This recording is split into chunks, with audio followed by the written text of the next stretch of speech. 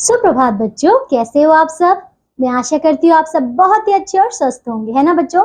तो बच्चों, आज की कक्षा में हम शुरू करने वाले हैं हमारा अध्याय नंबर 8, ठीक है। और इसका नाम है परोपकारी कुमार, ठीक है बच्चों। तो चलिए शुरू करें हमारा ये नया अध्याय। बच्चों, सबसे पहले हम पाठ का सार देख लेते हैं कि इस पाठ में हमें क्या क्या पढ़ना है, ठीक है। आइए देखते हैं। चलिए बच्चों शुरू करें।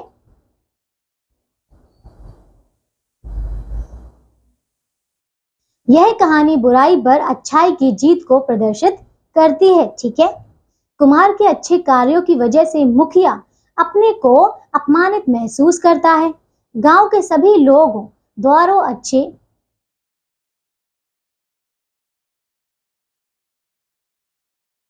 गांव के सभी लोगों द्वारा अच्छे आचरण को अपनाने के कारण वह उनसे ईर्ष्या करने लगता है, ठीक है। आइए कहानी पढ़कर जाने की मुखिया ईश्वरीय वश दोबारा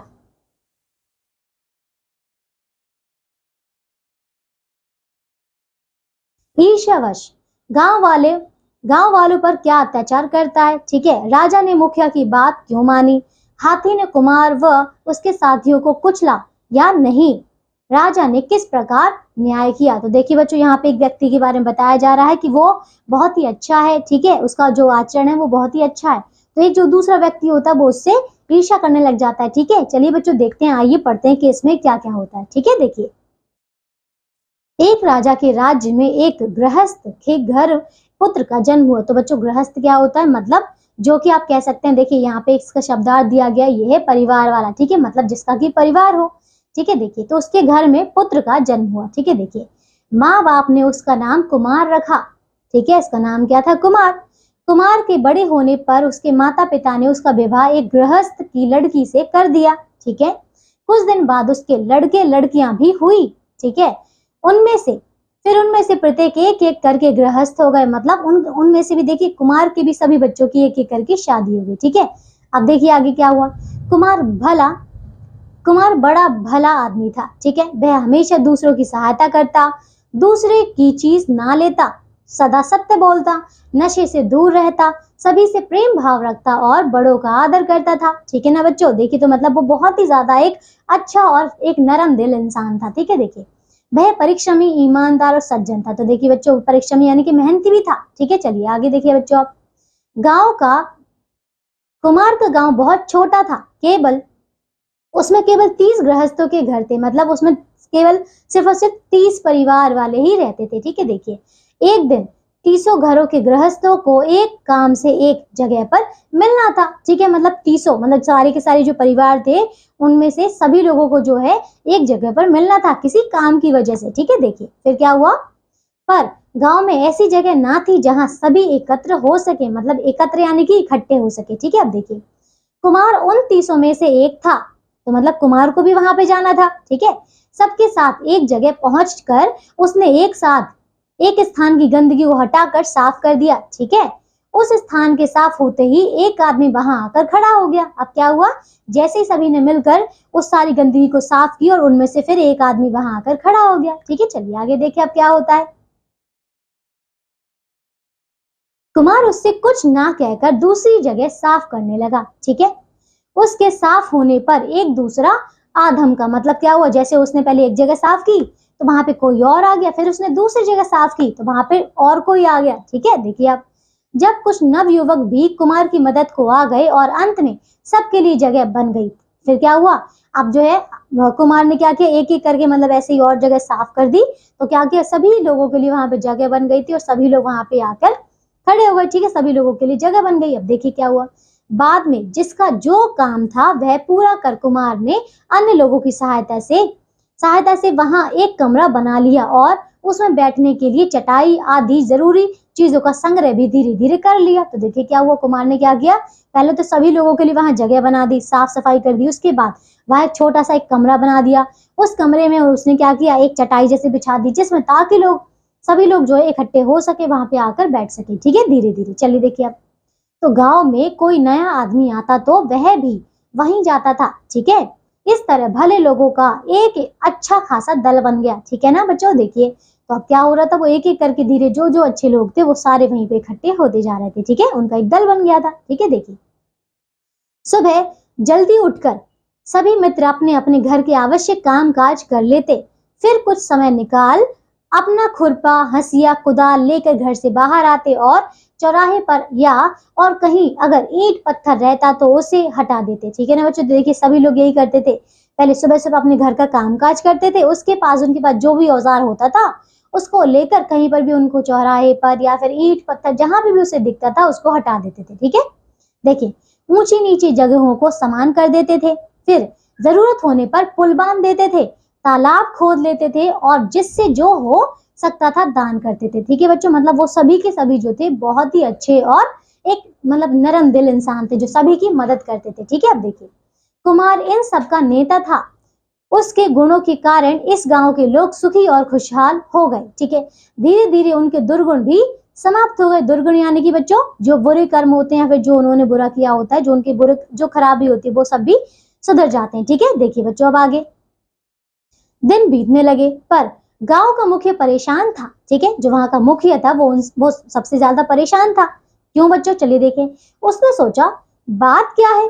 पहले तो गांव वाले बदमाशी करते थे, शराब पीते थे और शराब के कारण मेरी आमदनी भी हो जाती थी। तो देखिए बच्चों वो क्या करता था, वही सोचता था कि यहाँ के जो लोग पहले खराब थे, मतलब वो ऐसे बदनाम, मतलब वो लोग बदमाशी करते थे, शराब पीते थे, तो क्योंकि उसकी शराब जो है बिकती होगी इसी वजह से वो कहता था कि उन लोगों के शराब पीने से मेरी आमदनी होती थी।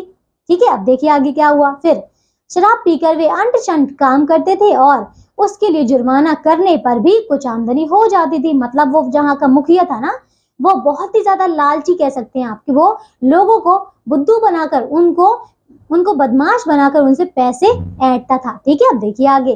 पर इस कुमार ने गांव को ऐसा बनाया कि सभी भले मानस हो गए हैं। ठीक है, क्यों ना इसकी राजा से शिकायत की जाए। तो देखिए बच्चों क्या हुआ, फिर वो ऐसा सोचता है कि चलो मैं इसकी राजा से शिकायत कर देता हूँ ताकि फिर बाकी सभी लोग जो हैं वो फिर से वैसे ही हो जाए जैसे वो पहले थे। ठीक है, देखिए मुखिया राजा के पास जाकर बोला, महाराज गांव के सभी आदमी चोर हो गए हैं, उनका उपद्रव बहुत बढ़ गया है। बच्चों उपद्रव यानी कि इसका अर्थ होता है बच्चों उद्धव, यानी कि गुंडागर्दी। तो वो देखिए झूठा झूठा कह देता है कि बच्चों गांव के सभी लोग जो है ना वो चोर हो गए हैं और उनकी जो गुंडागर्दी है वो बढ़ गई है। ठीक है, देखिए कुछ उपाय कीजिए नहीं तो बचना मुश्किल है। ठीक है, देखिए राजा ने आदेश दिया, जाओ चोरों को हाजिर करो। ठीक है, तो राजा उसकी बात मान लेता है और कहता है कि जाओ उन सभी चोरों को मेरे सामने हाजिर करो। ठीक है, देखिए तो मुखिया ने सबको बंधक बांध कर हाजिर किया। ठीक है, तो मुखिया ने क्या किया, सभी को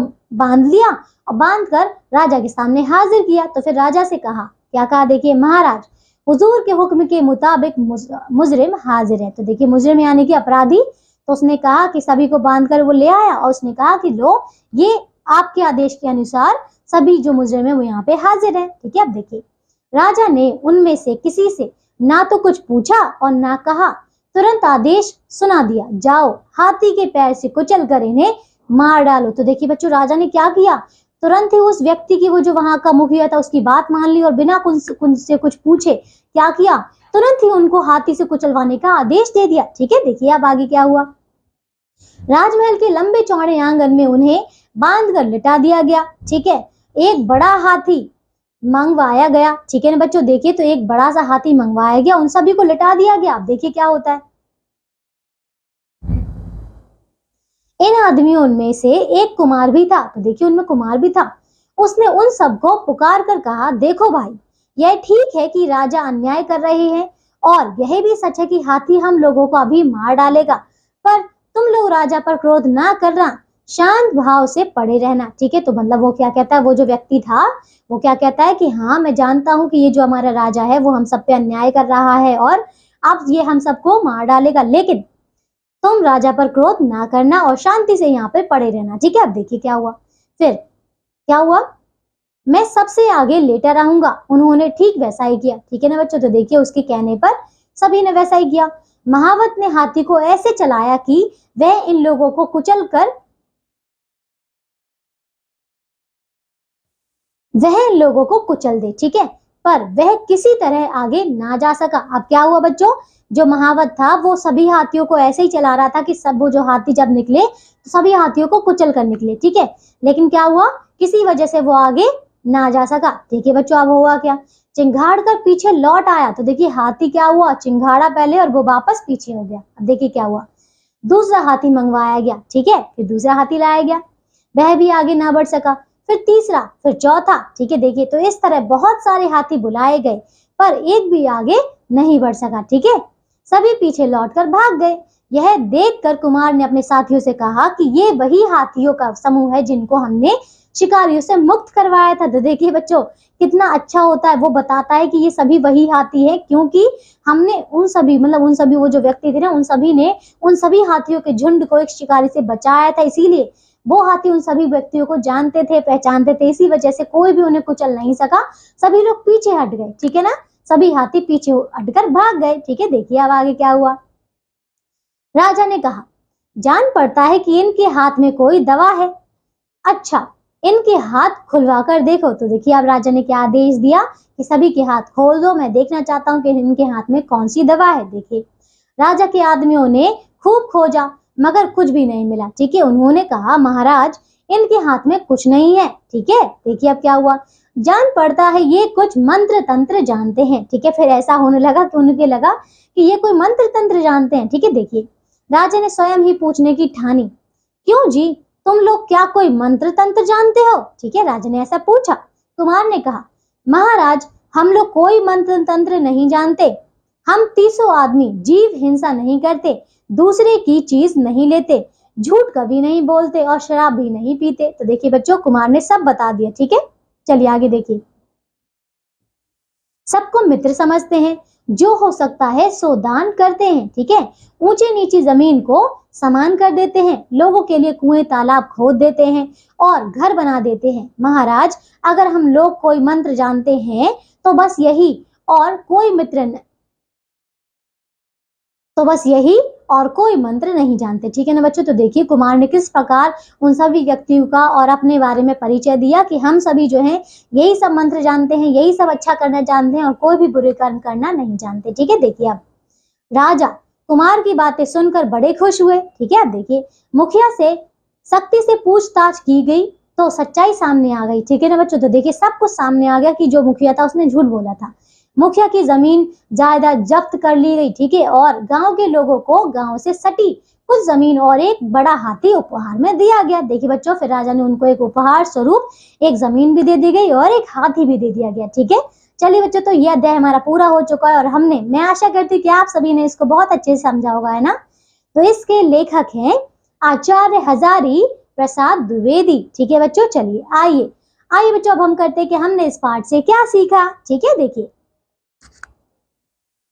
तो बच्चों इसका पहला प्रश्न है मौखिक प्रश्न यानी कि स्पीकिंग स्किल्स। देखिए तो पहला प्रश्न है उत्तर दीजिए, ठीक है। क्या करते हैं, कुमार का परिचय दीजिए। तो बच्चों कुमार कैसा था, कुमार एक बहुत ही भला और सच्चा व्यक्ति था। देखिए मैं आपको शुरुआत से बता देती, ठीक है। देखिए तो यहाँ देखिए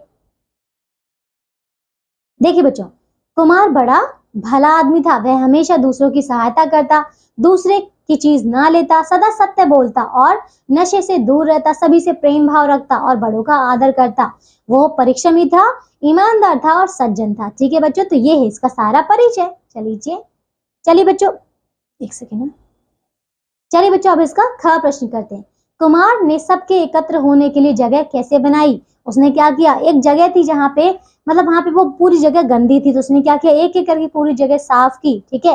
साफ करने के बाद उसने उस जगह पर एक छोटा घर बना दिया, एक कमरा बना दिया, ठीक है। कमरे के अंदर उसने चटाई डाल दी ताकि सभी लोग एक एक करके वहां पे जाके बैठ सके, ठीक है। चलिए गा देखिए, किस प्रकार गांव वालों का जीवन सुखी और खुशहाल हो गया। किस प्रकार हुआ था बच्चों,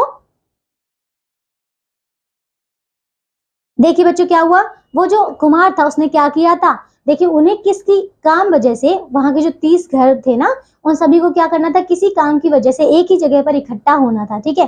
तो कुमार ने क्या किया, वो लोग सब गए तो थे पर उन्हें कोई जगह नहीं मिली थी, इसी वजह से कुमार ने क्या किया, गंदी सी जगह को पहले अच्छे से साफ किया था, उस एक कमरे में सभी को अच्छे से साफ सुथरा करके बिठा दिया था, ठीक है। इसी वजह से देखिए क्योंकि कुमार जो था वो बहुत ही ज्यादा अच्छा व्यक्ति था, आपने परिचय तो देख ही लिया, तो उसी को देखकर बाकी सभी व्यक्ति जो थे वो भी बदल गए, ठीक है। चलिए बच्चों, इसी वजह से जो थे उस गांव के जो सभी व्यक्ति थे वो एकदम आप कह सकते हैं सत्य बोलने वाले, जीव हत्या ना करने वाले और शराब से दूर रहने वाले, नशे से दूर रहने वाले व्यक्ति बन गए थे। ठीक है, खुशहाल हो गए थे। चलिए घ देखिए, गांव का मुखिया क्या सोचकर परेशान था? वो यही सोचकर परेशान था कि यहाँ के लोग पहले तो मतलब बहुत बेईमान थे, बहुत नशेबाजी करते थे, लेकिन अब जो ये लोग इन्होंने शराब छोड़ दिए तो उनकी आमदनी नहीं हो रही थी। किसकी? मुखिया की।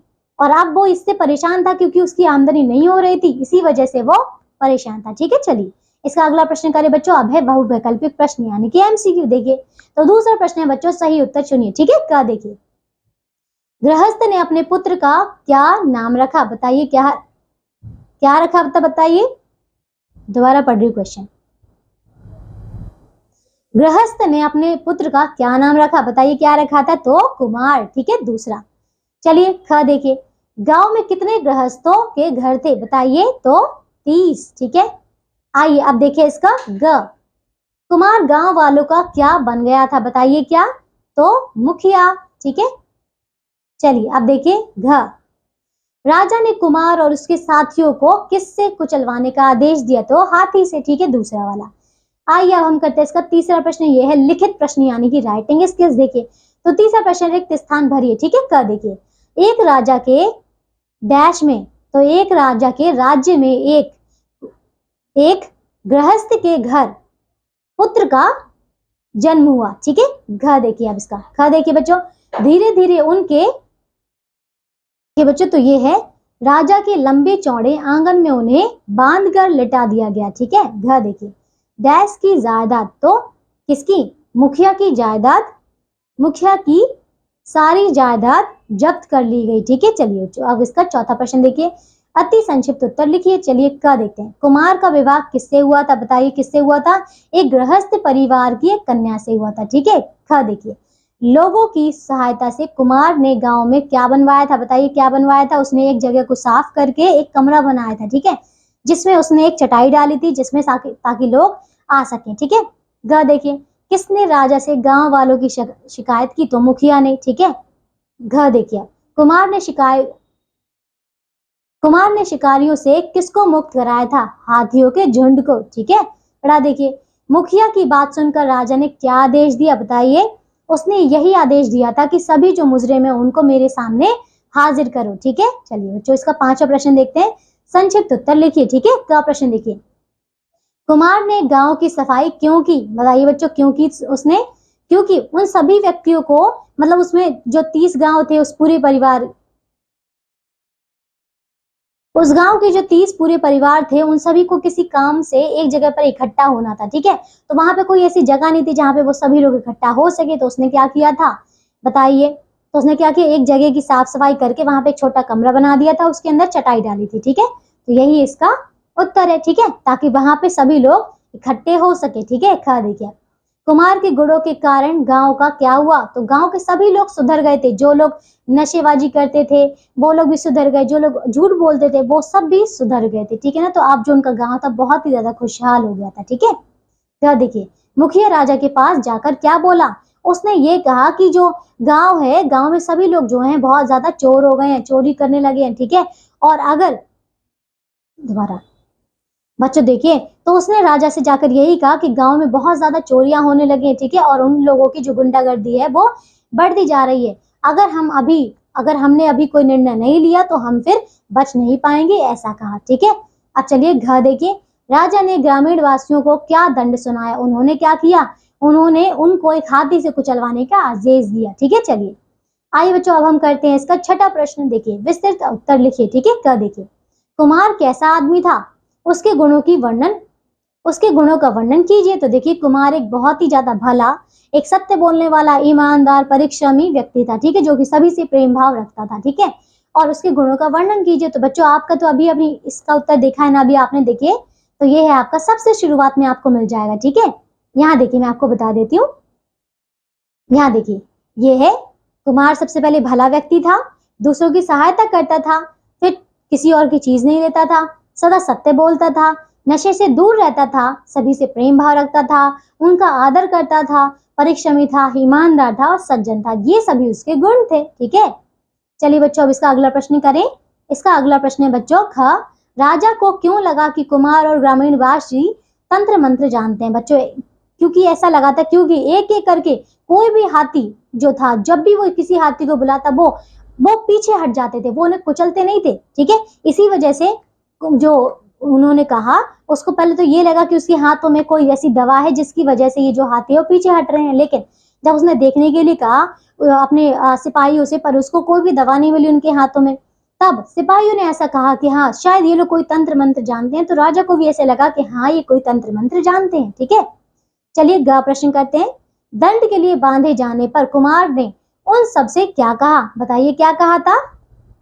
उन सबसे यही कहा था कि मैं सबसे आगे हूं, ठीक है, मैं सबसे आगे लेटा रहूंगा और तुम सभी बिल्कुल चुपचाप लेटे रहना। हाँ, हमें जो हमारे राजा हैं वो हमें मतलब हम अपराधी नहीं है, फिर भी हमें सजा दे रहे हैं, हमारे साथ अन्याय कर रहे हैं, ठीक है, हम जानते हैं, लेकिन हम अपने राजा के बारे में कुछ भी गलत नहीं सोचेंगे, ठीक है। मैं सबसे आगे लेटा हूँ, ठीक है, और तुम लोग भी बिल्कुल शांत से लेटे रहो, ठीक है, ये कहा था।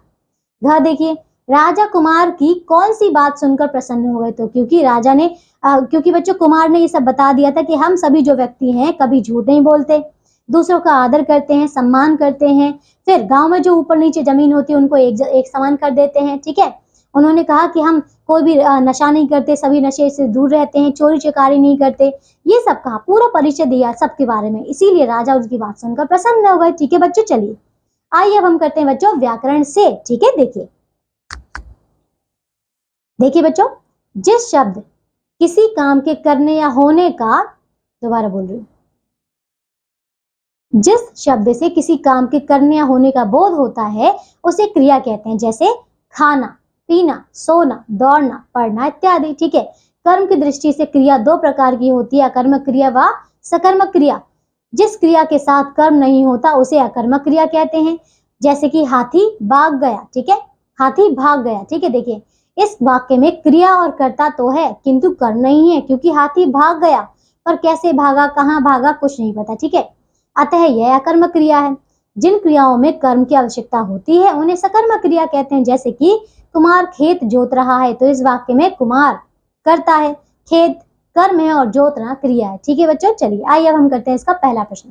तो दिए गए वाक्यों में से अकर्मक और सकर्मक क्रिया छांट कर लिखिए। चलिए देखिए, जैसे कि क्या है, सबसे पहले क्रिया लिखते क्या है। देखिए कुमार सफाई करने लगा, तो सफाई करना है ना, ये क्या है, देखिए बच्चों, इसमें जो क्रिया होगा करना, ठीक है, और जो इसका ये अकर्मक क्रिया है कि सकर्मक क्रिया, बच्चों ये आपकी सकर्मक क्रिया, क्योंकि इसमें क्या है, कर्म है, क्या, सफाई, ठीक है बच्चों। चलिए इसका ख देखिए, एक तीसरा आदमी आधमका, तो देखिए बच्चों आधमका ये क्या है बच्चों, ये इसकी क्रिया है, लेकिन एक तीसरा आदमी आधमका ये भी आपकी कौन सी है, ये है आपकी सकर्मक क्रिया, ठीक है। ग देखिए, मैं सबसे आगे लेटा रहूंगा, तो लेटा ये क्या है, इसमें ये है इसकी क्रिया, और सबसे आगे लेटा रहूंगा ये है इसका कर्म, तो बच्चों ये है क्या, आपकी सकर्मक क्रिया, ठीक है। घ देखिए, लोगों के लिए घर बना देते हैं, तो बनाना ये क्या है, बना देते हैं ये क्या है इसकी क्रिया, और घर बना देते हैं ये क्या है इसका कर्म है, तो ये है आपकी सकर्मक क्रिया, ठीक है। बढ़ा देखिए, हाथी लौट आया, तो देखिए आया क्रिया है, लेकिन लौट आया ये क्या है इसका कर्म है, इसी वजह से ये क्या है सकर्मक क्रिया। च देखिए, बहुत सारे हाथी बुलाए गए, तो बुलाना बुलाए गए ये क्या है इसका क्रिया है, और बहुत सारे कौन बुलाए गए, हाथी बुलाए गए, तो ये क्या है इसका कर्म, ये सकर्मक क्रिया, ठीक है। चलिए बच्चों आइए अब हम करते हैं इसका दूसरा प्रश्न। रेखांकित शब्दों के संज्ञा भेद लिखिए, ठीक है। कह देखिए, मुखिया ने सबको हाजिर किया, ठीक है, तो मुखिया ने सबको हाजिर किया, मुखिया, ठीक है, उसमें क्या है, ये आपका क्या है बताइए, यह है आपका कौन सा संज्ञा, ये व्यक्तिवाचक संज्ञा, ठीक है। ख देखिए, माँ बाप ने उसका नाम कुमार रखा, ये भी क्या है इसकी व्यक्तिवाचक संज्ञा। ग देखिए, एक बड़ा हाथी मंगवाया गया, हाथी ये क्या है, हाथी ये जातिवाचक है, क्योंकि विशेष हाथी की बात नहीं हो रही है, ठीक है। चलिए घ देखिए, क्योंकि हाथी तो कोई भी बड़ा हो सकता है ना। चलिए घ देखिए, इसकी राजा से शिकायत की जाए, तो शिकायत ये क्या है बच्चों, ये भाववाचक संज्ञा है, ठीक है। अड़ा देखिए, फिर हाजिरी प्रसाद, दोबारा हजारी प्रसाद द्विवेदी एक महान लेखक है, तो हजारी प्रसाद ये क्या है, ये आपकी व्यक्तिवाचक संज्ञा, ठीक है। चलो देखिए, पूछताछ से सच्चाई सामने आ गई, तो ये भाववाचक है, ठीक है। चलिए तीसरा प्रश्न करते हैं बच्चों, दिए गए शब्दों से उपसर्ग और मूल शब्द अलग अलग करके लिखिए, ठीक है। कर देखिए, दुर्गुण तो क्या हो जाएगा बच्चों, इसमें उपसर्ग क्या होगा, दुर, और इसका मूल शब्द क्या होगा, गुण। ठीक है, ख देखिए खुशहाल, तो बताइए खुश ये क्या है, इसका उपसर्ग है, और इसका हाल कैसा है, ये मूल शब्द। ठीक है, ग देखिए उपहार, तो उप क्या है ये बच्चों, उप क्या है यहाँ पे, उप है यहाँ पे उपसर्ग, और हार क्या है इसमें, ये इसका मूल शब्द। ठीक है, उपद्रव यानी कि उप यहाँ पे उपसर्ग, द्रव्य यहाँ पे क्या है, इसका मूल शब्द है। परिश्रम, तो परि यहाँ पे क्या है, ये इसका उपसर्ग है, और श्रम क्या है इसमें, ये है इसका मूल शब्द। संभावना, तो सम क्या है यहाँ पे उपसर्ग, और भावना क्या है इसमें मूल शब्द है। ठीक है, आमोद, तो आ इसमें क्या है, ये उपसर्ग है, और मोद क्या है, ये मूल शब्द है। प्रमोद, तो प्र ये क्या है इसमें उपसर्ग है, और मोद क्या है इसमें मूल शब्द। ठीक है, चलिए इसका चौथा प्रश्न करते हैं। मुहावरे के अर्थ स्पष्ट करते हुए उनका वाक्य में प्रयोग कीजिए। चलिए, क्या करते हैं, 9 2 11 होना। तो बच्चों 9 2 11 होना का मतलब है भाग जाना, तो हम कह सकते हैं चोर को दोबारा पुलिस को देखते ही चोर 9 2 11 हो गए। ठीक है, खा देखिए आंखें बदलना, यानी कि देखिए बच्चों, तो आंखें बदलना का अर्थ है क्या, छुप जाना। ठीक है, यानी कि हम कह सकते हैं कि क्या, पुलिस को देखकर चोरों ने आंखें बदल ली। ठीक है, ग देखिए लोटपोट होना, यानी कि खुशी में फूले ना समाना, है ना। तो हम कह सकते हैं क्या, कि मधु की बात सुनकर मीना लोटपोट हो गई, हंसते हंसते लोटपोट हो गई। ठीक है, ग देखिए अंतिम घड़ी आना, यानी कि बच्चों मृत्यु की घड़ी आना। ठीक है, तो हम कह सकते हैं बच्चों कि मेरे दादाजी की अब ये अंतिम घड़ी आ गई है। ठीक है, चलिए बच्चों आगे देखिए। बच्चों अब है विषय संवर्धन गतिविधि, यानी कि क्रिएटिव स्किल्स। देखिए, तो पहला है क्या सत्संगति का हमारे जीवन पर प्रभाव पड़ता है, कक्षा में चर्चा कीजिए। तो बच्चों हाँ पड़ता है, लेकिन आप इस बात पर अपनी कक्षा में चर्चा करेंगे अपने मित्रों के साथ। ठीक है, दूसरा देखिए अच्छे कर्मों का हमेशा अच्छा फल ही मिलता है। क्या आप इस कथन से सहमत हैं, आपने विचार लिखिए। तो ठीक है बच्चों, आप अपने विचार इसमें लिखेंगे। ठीक है, तीसरा देखिए सरकार द्वारा चलाए गए स्वच्छता अभियान पर एक नुक्कड़ नाटक तैयार करें और विद्यालय में उसको प्रस्तुत करें। ठीक है ना बच्चों, तो सभी बच्चे मिलकर एक नाटक जो है इस पर प्रस्तुत करेंगे। ठीक है, अगला देखिए बच्चों, अब है मूल्य प्रश्न, यानी कि वैल्यूज एंड लाइफ स्किल्स। देखिए, आप भी कुमार की तरह अपने विद्यालय अथवा घर के आसपास ऐसे कौन कौन से कार्य कर सकते हैं जिससे लोगों को और अधिक सुविधाएं प्राप्त हो सके। ठीक है बच्चों, तो बताइए ऐसे कौन कौन से कार्य जो आप कर सकते हैं। ठीक है, तो चलिए बच्चों, ये अध्याय हमारा पूरा हो चुका है। आप अभी जो इसके अंतिम में प्रश्न छूटे गए हैं जो आपके लिए हैं, वो आप इन्हें पूर्ण करेंगे। ठीक है बच्चों, चलिए अब हम मिलेंगे एक नई कक्षा में ऐसे ही नए अध्याय के साथ। तब तक के लिए आप सब अपना ध्यान दीजिए और स्वस्थ रहिए। ठीक है, बाय बच्चों।